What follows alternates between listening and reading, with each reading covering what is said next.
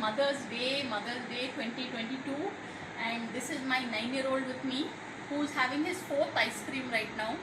But today being Mother's Day, it's like special, and I was just discussing with my dad right now that 8 years ago on Mother's Day 2014, it was 13. like 13 because he was born in 2013, no papa, 14, because he turns 2, so he had turned 2 that year.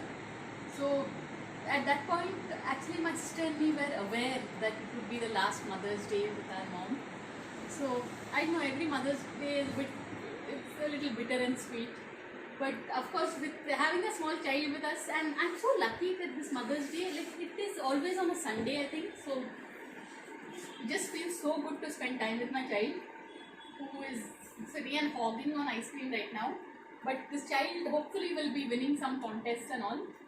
But truly people, it's been such a long journey. It's been over 5 years of me having my channel, but I just hope to always continue because YouTube just brings me a lot of joy. So on that note, thanks for watching and please subscribe. Yeah.